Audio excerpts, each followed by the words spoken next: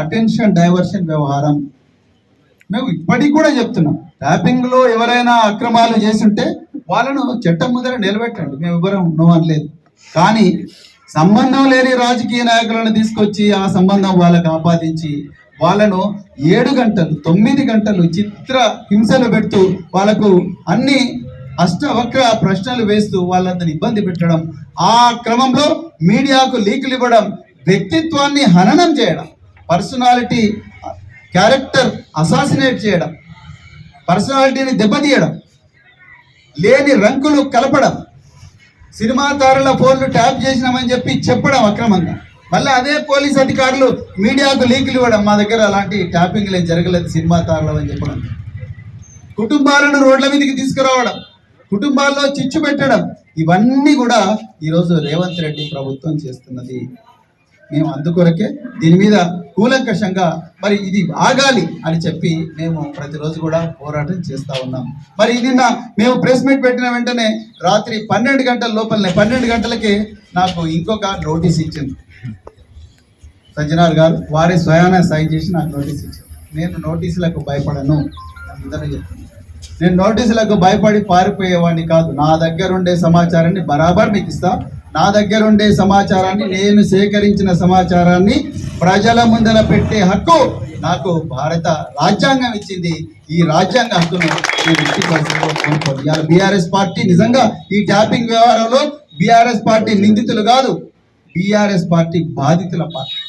ఇలా బాధితులు BRS party నాయకులు చెయ్యని నేరానికి రాష్ట్రాన్ని అద్భుతంగా పోరాడి తీసుకొచ్చినందుకు, రాష్ట్రాన్ని 10 సంవత్సరాల పాటు కేసీఆర్ గారు గొప్పగా పరిపాలించినందుకు, దేశంలోనే నెంబర్ 1 రాష్ట్రంగా చేసినందుకు వాళ్ళు చెల్లిస్తున్న భారీ మూల్యం ఈరోజు సిట్ యొక్క నోటీసుల పరంపర. మొన్న హరీష్ రావు గారికి ఇచ్చారు, మొన్న కేటీఆర్ గారికి ఇచ్చారు, నిన్న నాకు కూడా ఇచ్చారు. ఎంతమందికి నోటీసులు ఇస్తారు? రాష్ట్రంలో ఉండే 4 కోట్ల మందికి నోటీసులు ఇవ్వండి. మీరు ఏం చేసినా మేము మాత్రం మా దగ్గర ఉండే సమాచారాన్ని తప్పకుండా పబ్లిక్ డొమైన్లో పెడతాం. దగ్గర కౌంటర్ సమాచారం ఉంటే చెప్పండి. మీరు ఎన్నిసార్లు నోటీసులు ఇచ్చి భయపెట్టిస్తారు? ఎంతమందిని భయపెట్టిస్తారు? మీ దగ్గర సమాచారం ఉంటే చెప్పండి. ఇది డెమోక్రసీ, ప్రజాస్వామ్యం, మాకు హక్కు ఉంది. ప్రతిపక్షంగా మా దగ్గర ఉండే సమాచారాన్ని ప్రజల ముందర పెట్టడం మా హక్కు. అది మీరు కరెక్ట్ కాదనుకుంటే మీరు కూడా హోంమంత్రి, ముఖ్యమంత్రి రేవంత్ రెడ్డి గారే కదా, ఆయన ఎక్కడున్నాడు? అసలు దావోస్లో కూర్చున్నాడు, దావోస్లో కూర్చొని ఎంజాయ్ చేస్తున్నాడు. ఆయన రావాలి కదా, వచ్చి చెప్పాలి కదా ఏం జరుగుతున్నదని. ఆయన డైరెక్షన్ ఇస్తున్నాడు, ఇక్కడ పోలీస్ అధికారులు పావులుగా మారి చేస్తూ ఉన్నారు. దాన్ని మేము పూర్తిగా ఖండిస్తున్నాం.